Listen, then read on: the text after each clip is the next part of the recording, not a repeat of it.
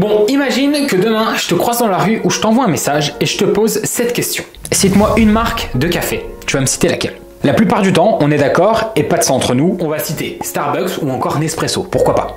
Mais aujourd'hui, si tu as bien regardé le titre de la vidéo et si t'es pas en train de t'endormir dans ton lit en train de regarder cette vidéo, tu sais qu'on va parler de Starbucks et de comment ils sont devenus les rois du café en utilisant tout simplement la psychologie sur leurs consommateurs. Et vous allez voir que toutes les techniques leur permettent tout simplement de nous matrixer le cerveau et de nous dire: oh, aujourd'hui je veux un café, tiens, je vais prendre un Starbucks. Et une fois que tu as cette pensée-là, eh bien c'est fini pour toi, tu consommes tout le temps Starbucks. On va pas se mentir, Starbucks, ils ont quand même créé la plus grande marque de café de l'histoire. Alors, bien entendu, c'est mon point de vue, mais je suis sûr qu'il y a énormément de personnes qui partagent ce point de vue. Ils ont vraiment repositionné une simple tasse de café en produit luxueux. Alors qu'au final, ça reste du café, on est d'accord. Mais alors comment ils ont fait ça si vite? Eh bien tout simplement grâce à la psychologie et surtout grâce à plein de techniques où il va être question de vous manipuler. Avant de commencer cette vidéo, je m'appelle Lucas. Sur cette chaîne YouTube, on parle de marketing, de business en ligne et surtout des réseaux sociaux. Donc n'hésite pas à lâcher ton meilleur like et ton meilleur abonnement. C'est parti. Et je viens de me rendre compte que j'ai même pas enlevé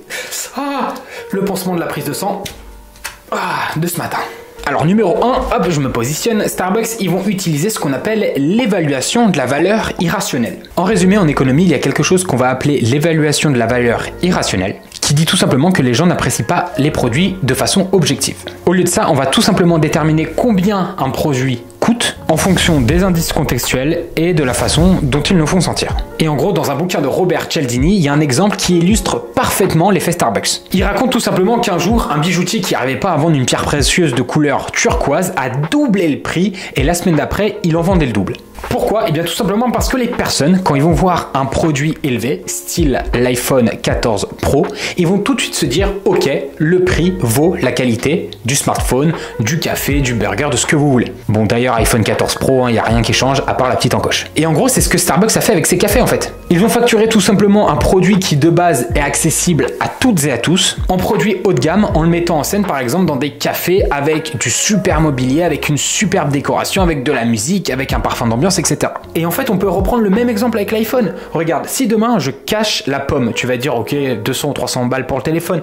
Si je fais ça, tu vas me dire ok, c'est Apple, c'est au moins 1500 balles. Cet impact sur les prix a été si énorme que les chercheurs ont surnommé ça l'effet Starbucks. Bon, je te rassure, ils n'ont pas utilisé que le système aussi des prix sur leurs produits et sur leurs marques pour la développer de façon massive. Ils se sont aussi utilisés du fameux framework FOMO. F-O-M-O. D'ailleurs, j'en parle dans la dernière vidéo sur Andrew Tate. Le lien de la vidéo est juste ici. Je t'inviterai à aller la voir à la fin de cette vidéo. Et en fait, le framework FOMO, Fear of Missing Opportunity, marche aussi énormément chez Starbucks. FOMO, pour ceux qui ne le savent pas encore, c'est vraiment la peur de passer à côté de quelque chose. Promotion en ligne, opportunité de business, emploi, etc. Et on va pas se mentir, les gens détestent perdre. Et en fait, en psychologie, il y a beaucoup de scientifiques qui ont vu que la peur de perdre est 2 fois plus impactante que le fait de gagner quelque chose. Donc en gros, tu vas être 2 fois plus déçu si tu perds quelque chose que 2 fois plus content si tu gagnes quelque chose. Et en fait, c'est tout simple parce que le nom scientifique pour ça, c'est loss aversion, l'aversion à la perte. Et Starbucks utilise ça de façon incroyable. On peut parler par exemple du Unicorn Frappuccino ou encore du Pumpkin Spice Latte qu'ils produisent. Désolé pour l'accent, mais les consommateurs de Starbucks connaissent parfaitement ces boissons. Pourquoi? Parce qu'en fait, ce sont des boissons limitées. Elles vont sortir qu'à des moments très précis de l'année et t'as vraiment pas envie de perdre l'opportunité lorsqu'elles vont sortir chez Starbucks. Ou encore comme notamment les articles de Noël avec les fameux gobelets rouges. Sachant que ces putains de gobelets ne sortent qu'une fois dans l'année, eh bien si toi t'en as pas et que demain tu t'aperçois qu'ils sont ressortis, eh bien tu vas courir en acheter, j'en suis sûr. Et c'est d'ailleurs le même game chez McDo avec les verres coquins. Et c'est là qu'on va faire un bond dans le digital pour parler vraiment de leur application mobile. Alors là, si pareil, c'est pas un coup de génie, je me teins les cheveux en bleu la prochaine fois.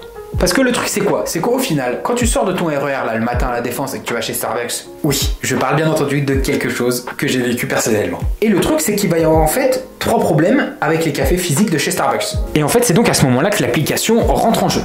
Problème numéro 1, tu rentres dans le café, il peut y avoir du monde. Problème numéro 2, tu peux mettre peut-être un peu de temps à payer. Problème numéro 3, va falloir que tu attendes ta boisson. Et en fait, l'application a gommé tous ces problèmes. Parce qu'avec la fonction commande à l'avance, eh bien tu n'as plus du tout à attendre. Parce que tu commandes sur l'application, tu payes sur l'application, t'arrives, tu prends ta boisson, tu dégages. C'est aussi archi important pour Starbucks de savoir pertinemment ce que vous prenez à chaque fois en termes de data. Parce que je peux te dire un truc tout bête. Si demain sur mon application, et je l'ai pas, attention, Starbucks, eh bien en termes de data, Starbucks voit que je prends des frappuccinos presque toutes les 2 semaines, etc. Si demain il y a une promotion, eh bien ils vont pas me faire une promotion sur les cappuccinos. Donc en fait, la digitalisation de leur offre a été monstrueuse et ça a permis d'avoir énormément de clients en plus. Et en parlant de clients, de personnes, etc., il y a quelque chose aussi qui a extrêmement bien marché, c'est le fameux effet cocktail. Bon, c'est vrai que les baristas, les fameux serveurs chez Starbucks, ils écrivent pas forcément toujours le bon prénom sur le bon gobelet. Et d'ailleurs, c'est une excellente technique marketing parce qu'ensuite tu vas prendre cette photo et que tu vas la mettre en story Instagram en mettant Starbucks et ça leur fait de la publicité gratuite. Et oui, le marketing est partout. L'effet cocktail party dit quoi?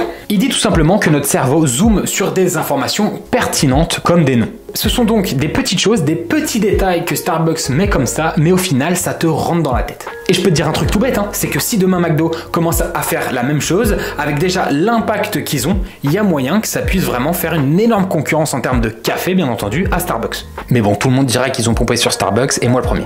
Et en termes de personnalisation, et là je fais une magnifique transition vers le point numéro 5, qui est l'effet Ikea.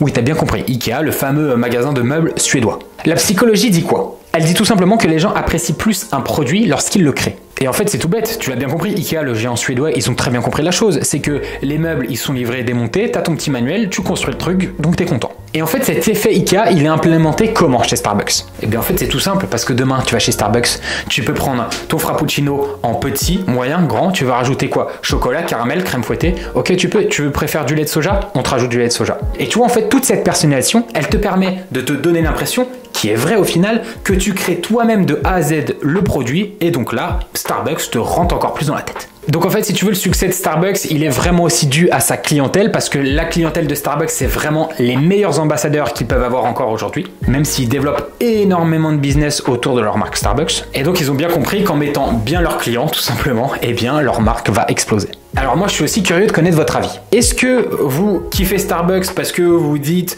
j'y vais pour prendre un café de temps en temps, ou est-ce que vraiment vous kiffez l'atmosphère de Starbucks, vous vous dites ok demain je prends un café, je vais automatiquement chez Starbucks. Moi ça m'arrive d'aller soit chez McDo, soit chez Starbucks, soit chez Brioche Dorée, etc. ou même Paul encore. Donc n'hésitez pas à me dire tout ça surtout dans les commentaires. C'était la fin de la vidéo, et oui, ça passe assez vite. N'hésitez pas, comme je vous ai dit, à aller voir la dernière vidéo sur Andrew Tate que je viens de sortir. Franchement, c'est une petite pépite. Merci encore du soutien sur les réseaux sociaux, vous êtes extraordinaires. Sur Insta, on est plus de 100 000, sur TikTok, plus de 700 000. N'hésitez pas vraiment à envoyer vos meilleurs pouces bleus et vos meilleurs abonnements sur cette chaîne YouTube. N'oubliez pas aussi d'activer la cloche, hein, ça peut permettre de recevoir les notifications des prochaines sorties des vidéos. Parce que oui, j'en sors tous les 2 jours dans ce mois d'octobre 2022. Je peux dire que le rythme est assez effréné. Et je sais pas si tu le vois, mais je dors pas beaucoup avec le montage. Donc c'était Lucas, c'était vraiment coolos de vous parler. Comme vous le savez, prenez soin de vous, prenez soin de vos proches. On se dit à très vite. Ciao ciao.